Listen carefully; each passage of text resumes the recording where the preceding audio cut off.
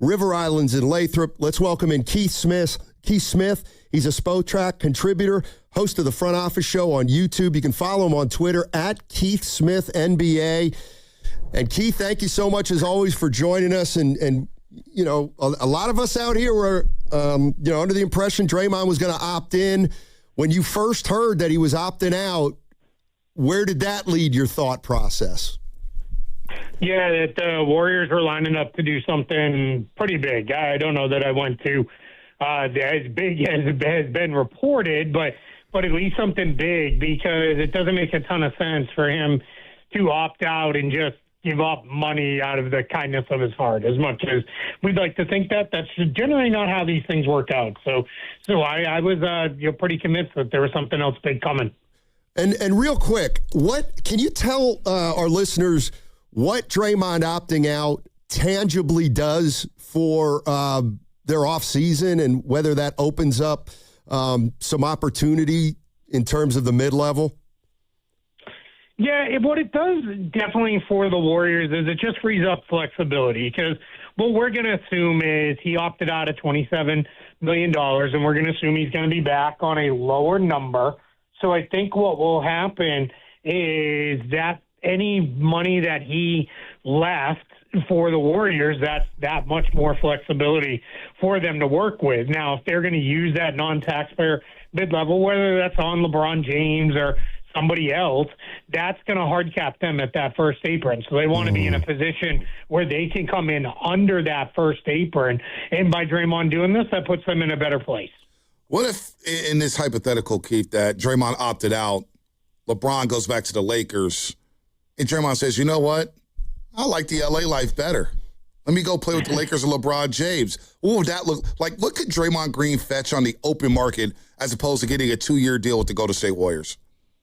I mean, imagine for him, he'd be looking for something close to what he gave up, maybe something in the $25 million range. And that would take, for the Lakers, that would take LeBron saying, all right, I'm staying, but I'm not coming back for $50 million. I'm going to come back for $30 million or so, because they're in a similar place as far as having to manage finances. For them, it's just it's coming in with cap space versus trying to come in under that first apron. So for the Lakers, they'd have some management to do there for sure. It's certainly possible. I don't know how likely it is, but certainly possible. Keith Smith joining us on 95.7 The Game, Spotrac contributor. He's the host of the Front Office Show on YouTube. Let me ask you about Washington for a minute. Why would they want to get off Anthony Davis? I know he's got an injury history, and they probably are reluctant to extend him, but they can't extend him till February anyway. Wouldn't they want to see if he can play alongside Sarr and Trae Young and DeBonsa? Well, they can extend him in August, because they don't August. have any restrictions. My bad. I'm thinking of Butler. Yeah, exactly. So I think for them there's definitely a world where they've said they want to see Anthony Davis and what he looks like inside their system with some of their other guys, and that makes a lot of sense. But I think for the Wizards as well, if there was a chance of, all right, hey, this guy's already kind of told us he's probably not going to extend here, doesn't really want to be here, if they could trade him, pick up a bunch of assets, and then move forward, it's not like they're technically losing anything. They've never even seen him in a uniform yet. So it becomes almost like you came in as like a way station, and now we moved you along on the other side for even more assets than we gave up to get you. That could be the plan here for Washington if they have a sense that Davis has no interest in being there long term. But they have publicly said they're interested in seeing what him and Trae Young look like with that young core, including A.J. DeBonsa, who they just drafted. Keith, what does that number look like for Anthony Davis? Would he sign an extension with the Washington Wizards? Or if he did get traded to the Golden State Warriors, what type of money is he looking at here, Anthony Davis, in the future?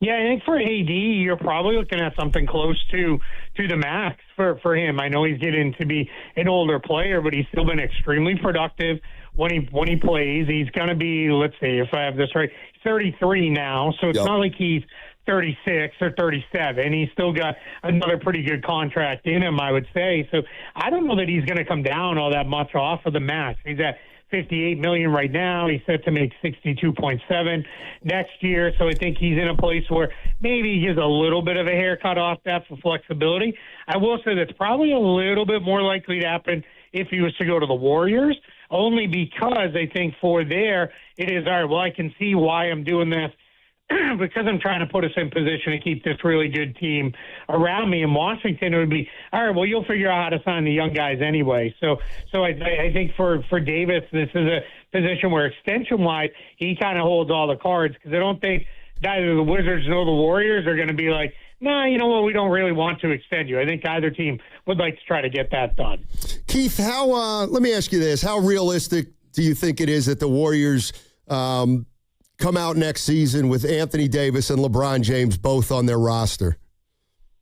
A lot more realistic than I thought it was maybe a day or so ago. I've kind of flip-flopped on LeBron. I felt like at the very beginning of last season that LeBron was ready to go and was going to leave Los Angeles. Everything was pointing to that. Then over the last couple of months, it felt like, this is probably lining up more towards the Lakers running it back with LeBron in the fold, and then 2027 will be their big year.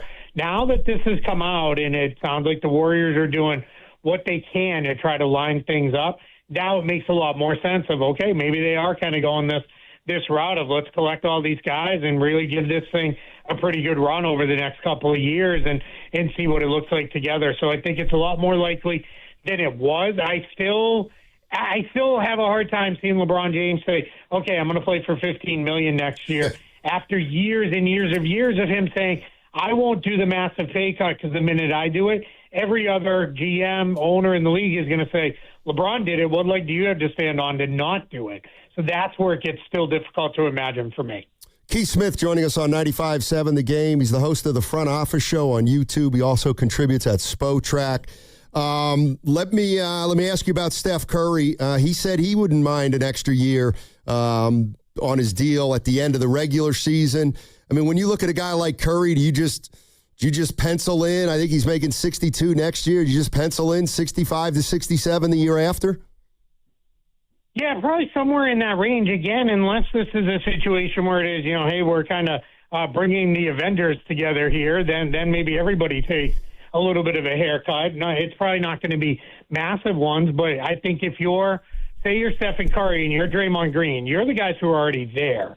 So for them, it's all right, if we want to bring in Davis and LeBron and we want to make this a team where if we need to add a couple other guys down the line, we probably don't need to take every last dime we can get. So they may be in a position where they say, all right, let's knock a little bit off this. We have seen older players do that. I mean, I know I said LeBron, it's hard to see him take the major pay cut, but LeBron did last year take a pay cut. Or 2 years ago, rather.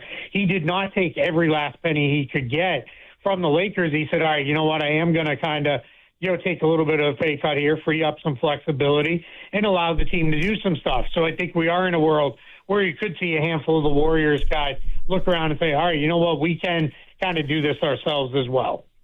Keith, last one. If the Warriors and Wizards are engaged in talks about Anthony Davis, I got to believe it's going to be for Butler, whose money almost matches up exactly. My question would be, Wizards have to get more than a guy who they don't think is going to play for him, probably, right? What else could be included in that in terms of drafts or maybe an extra player thrown in? Yeah, that could be where you see someone like Brandon Pajemski in the deal potentially, or maybe Moses Moody if you're the Warriors where you're looking at it. Especially with Butler, Moody might be like, well, these guys aren't going to play a whole lot for us anyway. And then you're right, with draft capital, Warriors are in a good position. They have the one protected pick that they owe to Dallas of their first-round picks, but they own all the rest of them. So they're in a position where they could offer a couple of picks up to the Wizards in that part. And they may want to, do something smaller because it would be in their best interest to try to, again, let's try to move off a little bit of extra salary because every dollar that goes out is one more dollar to spend on the other side. Because if they pull this off, they're going to be working up against some incredibly tight margins, fill out the rest of their roster. And what you won't want to do is, man, this guy went down and now he's out for 2 months or whatever, and then you're coming back with, all right, well, we got to figure out how to make that work beyond just, all right, well, let's rely on the two-way players rather. You want to be in a position where you could do some other things. So I think I wouldn't be surprised at all if there's another player added into that along with some draft capital. Wow.